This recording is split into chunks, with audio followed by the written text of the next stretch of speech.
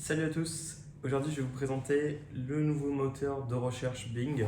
Le nouveau, pas vraiment, évidemment il existe déjà, mais il s'est doté maintenant d'un modèle de langage pour effectuer des recherches. Donc ce modèle c'est le modèle GPT 3.5 utilisé par le très connu maintenant ChatGPT, très utilisé, très médiatisé depuis sa sortie le 1er décembre 2022. Alors sachez que Microsoft en réalité a permis à OpenAI, les créateurs du modèle, de l'entraîner grâce à leur serveur Azure. Donc ils ont l'exclusivité sur ce modèle. Et donc c'est pour ça que maintenant il inclut dans leur solution, Microsoft inclut le modèle dans sa solution Bing. Donc on va tout de suite le tester, je vais vous présenter un peu les nouveautés. Donc là on va utiliser une requête qui est déjà pré-créée. Donc j'ai besoin d'organiser un dîner pour 6 personnes qui sont végétariennes. Pouvez-vous suggérer un menu de 3 plats et un dessert au chocolat? Alors directement, on voit qu'il y a une nouveauté, c'est qu'on va s'adresser à notre moteur de recherche par du langage naturel et non plus maintenant par des mots-clés comme on avait l'habitude de le faire avec tous les autres moteurs de recherche. Donc 3 nouveautés à remarquer sur Bing maintenant. La première, ça va être les autres questions posées, donc les questions qui ont un rapport direct avec notre requête.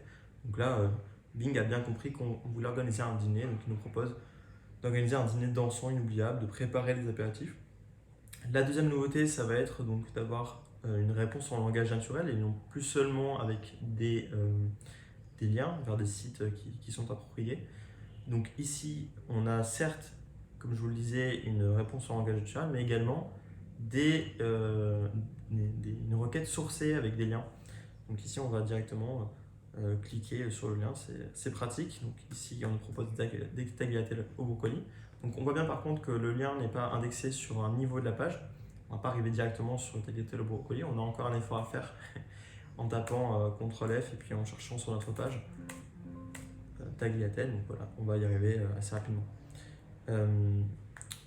Ensuite, une dernière nouveauté, celle que pour l'instant je préfère, c'est cette petite icône en forme de lampe éclairée juste à côté des liens, puisque rapidement on va pouvoir savoir quel est le contenu de notre site web.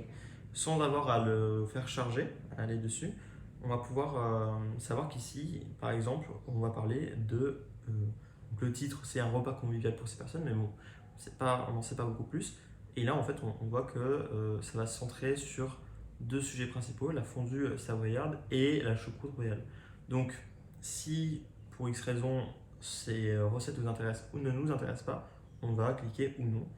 Et donc, perdre beaucoup moins de temps. Ici, pareil, comment préparer un repas pour 10 et 20 personnes, c'est assez global comme titre. Hein. Et bien, ici, on va voir que ça parlera du menu, des courses, du secret de la grande tablée et de la décoration.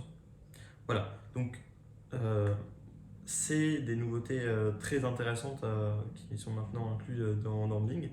Est-ce que ça va surpasser le monopole aujourd'hui de Google? Seul l'avenir nous le dira. J'ai ma petite idée sur la question. Pour accéder à ce moteur de recherche, très simple, vous allez sur Microsoft Bing et puis vous vous mettez sur la liste d'attente. Pour exemple, moi j'ai seulement été sur cette liste d'attente hier et j'ai eu en 24 heures une réponse positive, donc j'y ai maintenant accès.